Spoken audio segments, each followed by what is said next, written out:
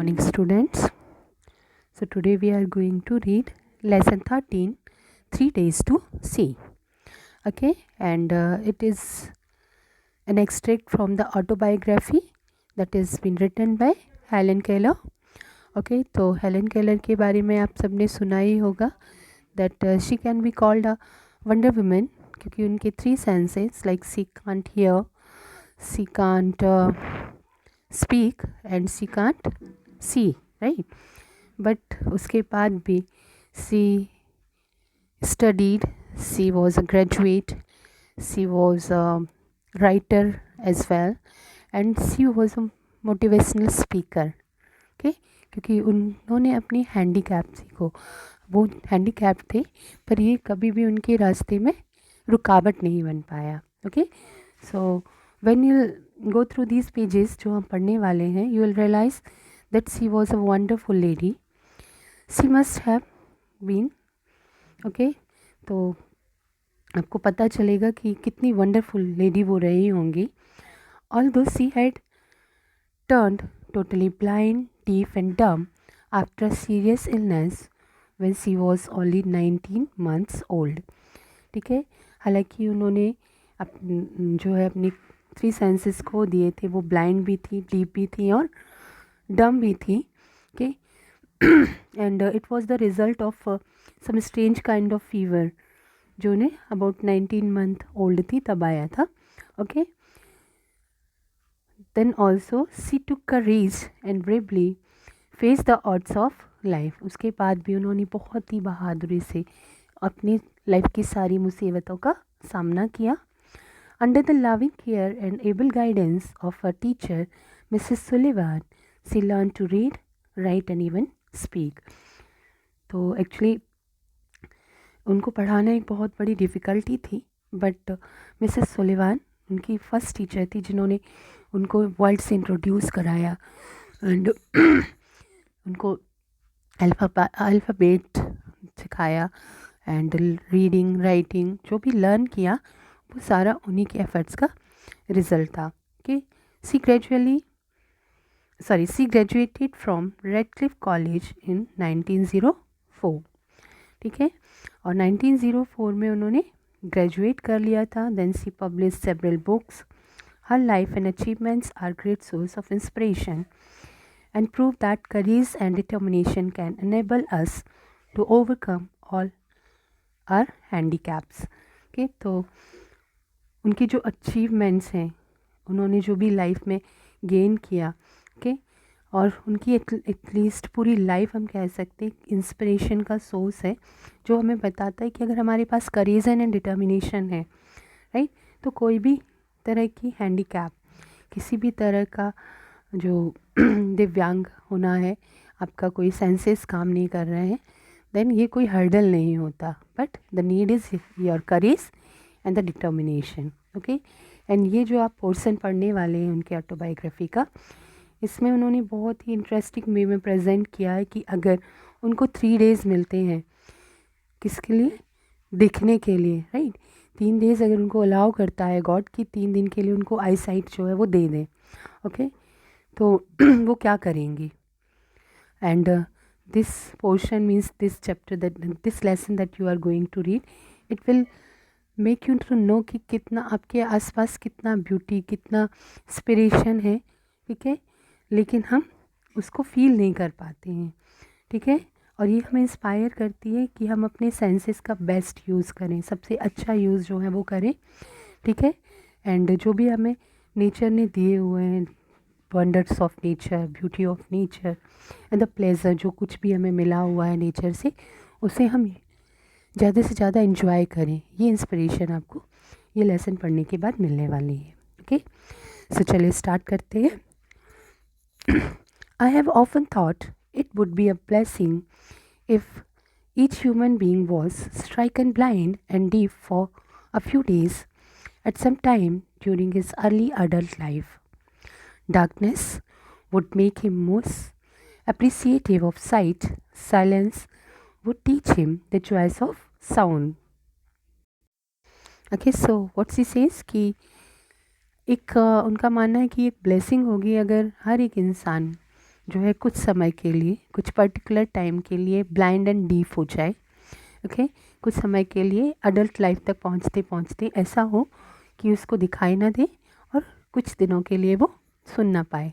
Okay and ये कोई इनका रॉन्ग इंटेंशन नहीं है, actually she wants to tell that कि जब डार्कनेस उसे मिलेगी तो वो साइट को अप्रिशिएट करना सीख जाएगा जो भी उसके पास है। ओके उसके पास आंखें हैं इंसान के पास, तो वो अप्रिशिएट नहीं करता उन चीज़ों को जो उसके आसपास है, बट अगर कुछ दिनों का डार्कनेस उसे फेस करना होगा तो वो अप्रिशिएशन ऑफ साइट सीख जाएगा। कुछ दिन जब उसे कुछ भी नहीं सुनाई देगा, साइलेंस होगा चारों तरफ, तब उसे साउंड का इम्पोर्टेंस समझ में आएगा। राइट क्योंकि इट्स अ ह्यूमन नेचर कि हमारे पास जो चीज़ें होती हैं हम में से बहुत से लोग उसे एंजॉय नहीं कर पाते हैं, पर जब वो चीज़ नहीं होगी हमारे पास में, ठीक है, चाहे वो एनीथिंग हो या फिर कोई हमारा सेंस हो, जब वो नहीं होगा तब हमें उसका इम्पोर्टेंस समझ में आएगा। Now and then I have tasted my seeing friends to discover what they see.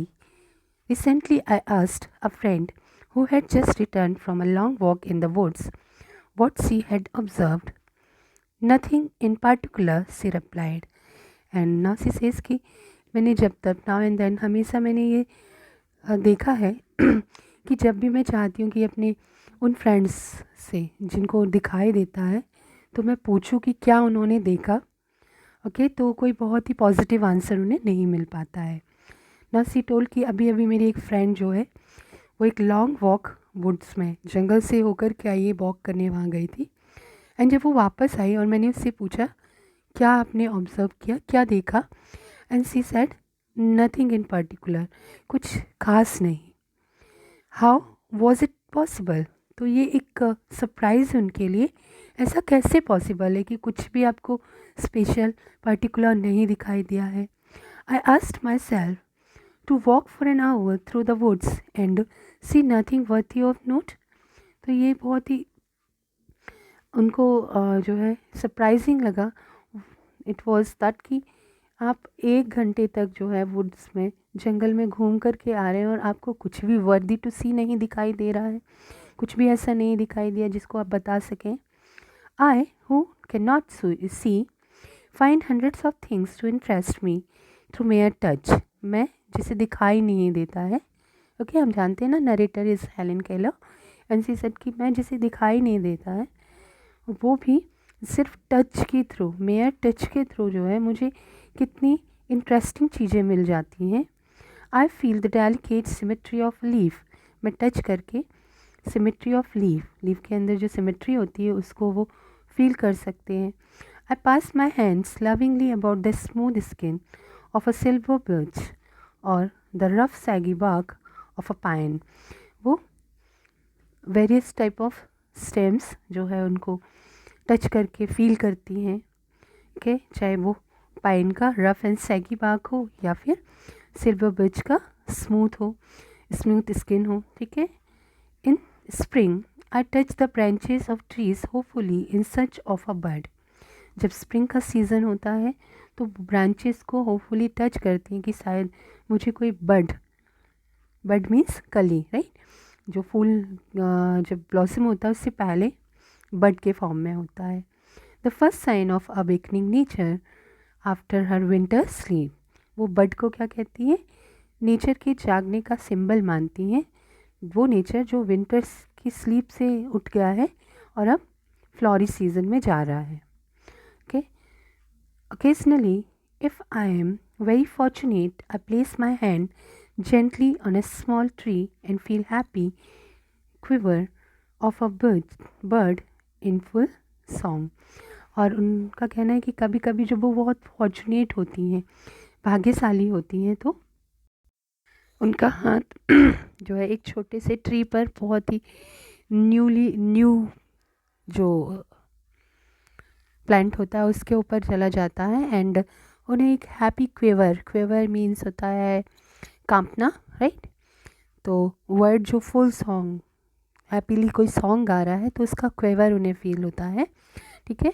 जब हम बहुत ही सेंसेशनल या बहुत एंजॉय करते हैं देन एक फीलिंग आता है that also is associated with quiver, right. तो वो क्योंकि words are happy because of the feeling of because the season of flowers are is there, so उनके हैप्पी सॉन्ग का क्वेवर जो है उन्हें फील होता है, मीन्स ही कुड फील कि वर्ड्स जो है वो इस सीज़न में कितना इन्जॉय करते होंगे, कितना अच्छा उन्हें फील होता होगा, राइट। यानी she is just have a perception, she is just having a perception, right, और उससे वो सारी की सारी चीज़ों को इमेजिन कर लेती है। बट सी वंडर्ड कि जिन लोगों के पास आइज़ हैं उन्हें ये चीज़ फील नहीं हो पाती है, ठीक है। At times my heart cries out with longing to see all these things. कभी कभी उनका हार्ट जो है, उनका मन बहुत ज़ोर से चाहता है, मीन्स सी लॉन्ग करना मीन्स बहुत तीव्र इच्छा होना, तो उन्हें बहुत तीव्र इच्छा होती है कि काश मेरे पास साइट हो, आई साइट हो, और मैं इन सारी चीज़ों को देख कर इंजॉय कर पाऊँ। If I can get so much pleasure from mere touch, how much more beauty must be revealed by sight. उन्हें लगता है कि अगर मैं इतना सिर्फ टच करके इतनी ब्यूटी को एंजॉय कर सकती, इतना फील कर सकती हूँ, तो अगर मुझे दिखाई देगा तो मैं कितनी सारी चीज़ों को देख पाऊँगी, नेचर की ब्यूटी को जो है वो फील कर पाऊँगी। And I have imagine what should I most like to see if I were given the use of my eyes, see just 3 days. सो उनका कहना है कि अगर मैं इमेजिन करती हूँ कि मतलब मैं क्या क्या कर पाऊँगी अगर मेरी आई साइट मुझे मिल जाए, बहुत लंबे टाइम के लिए नहीं, जस्ट 3 days के लिए ही, okay. I should divide the periods into 3 parts, okay. तो उनका क्या मानना है कि जब उन्हें आई साइट मिल जाएगी तो वो उस पीरियड को 3 parts में डिवाइड कर लेंगी। On the first day I should want to see the people whose kindness and gentleness and companionship have made my life worth living. So सबसे पहला जो दिन होगा उसमें वो उन लोगों को देखना चाहेंगी जिनकी काइंडनेस, जिनकी जेंटलनेस और जिनकी कंपेनियनशिप, ओके, जिनकी अच्छाई और जिनके साथ की वजह से उनकी लाइफ इतना वर्थ लिविंग है, जीने लायक बन पाई है। First, I should like to gaze long upon the face of my dear teacher, Mrs. N. Sullivan Massey. She came to me when I was a child. She opened the outer world to me. I should want to see the outer outline of her face.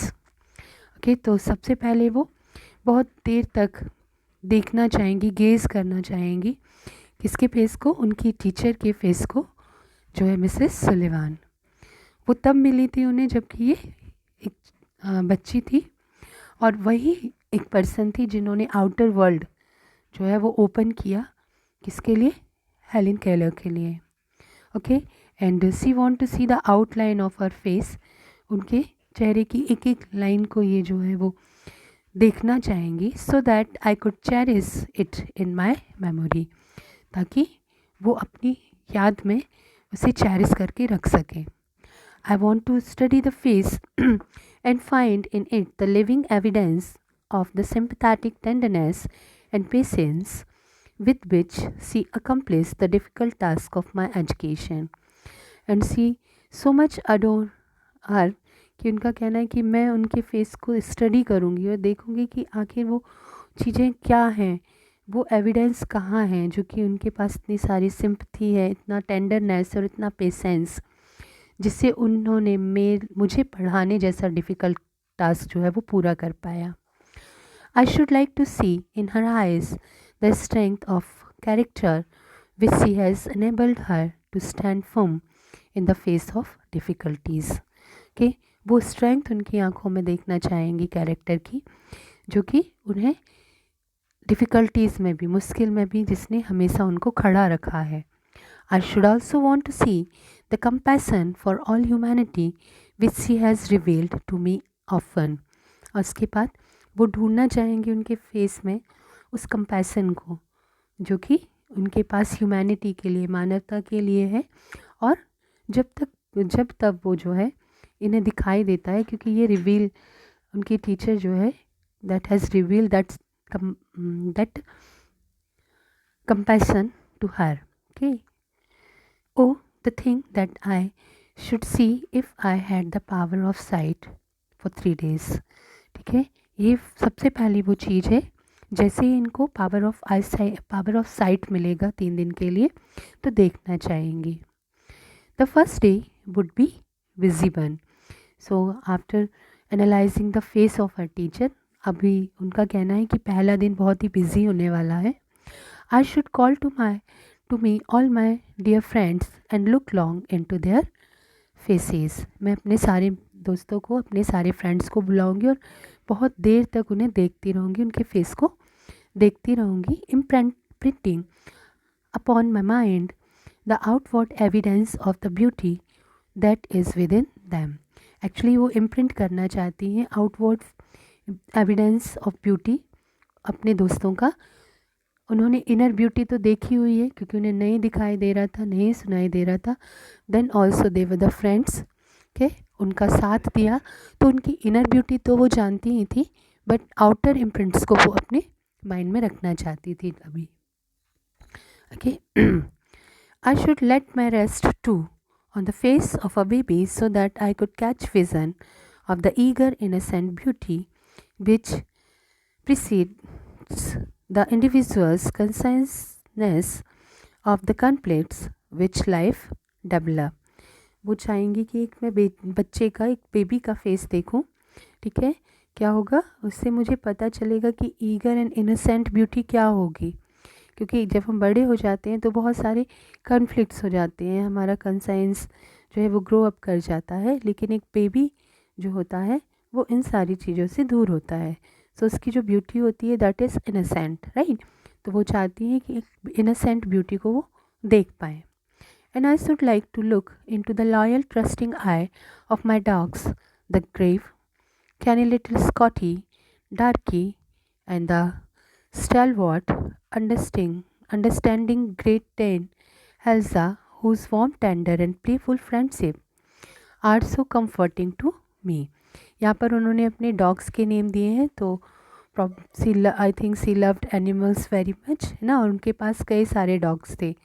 Okay, उन्होंने कहा कि मैं उनकी loyalty से भरी हुई trustful आँखों को देखना चाहूँगी। एंड उन्होंने अपने सारे डॉग्स के नेम दिए हुए हैं।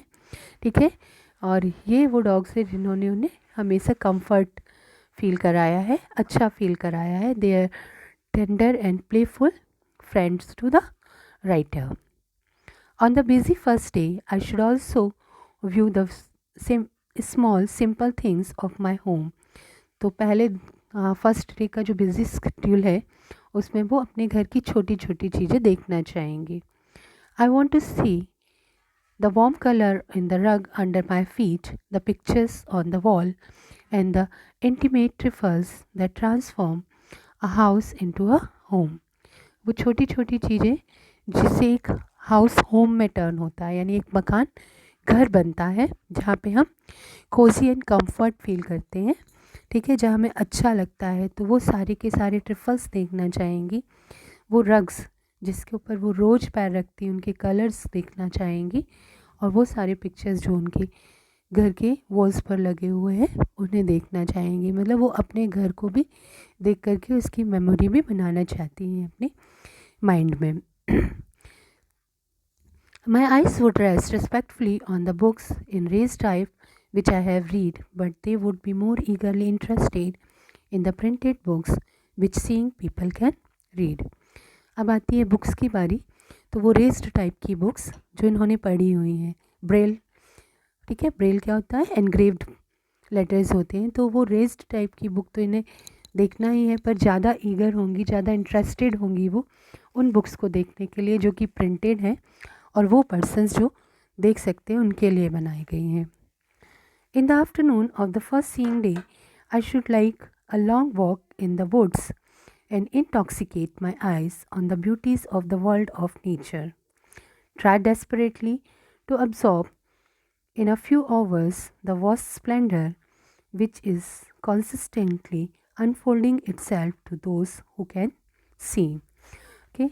तो उन्होंने कहा उसी आफ्टरनून जो है वो क्या करेंगी, वुड्स में, जंगल में जाकर के एक लंबी वॉक लेंगी ताकि वो अपनी आइज़ को इंटॉक्सिकेट कर पाए उस ब्यूटी से जो कि नेचर ने हमें प्रोवाइड की है। वो चाहेंगे कि वो उस स्प्लेंडर को अपनी आँखों में भर लें, उसे अपने माइंड में रख लें, उस अनफोल्डिंग ब्यूटी को, जो कि लगातार उन लोगों के लिए अनफोल्ड होती रहती है जिनको दिखाई देता है, राइट। क्योंकि नेचर हमें एवरीडे कुछ ना कुछ न्यू देता है, कुछ ब्यूटीफुल प्रोवाइड करता है। ये बात अलग है कि वो पर्सन जिनको दिखाई देता है वो उसे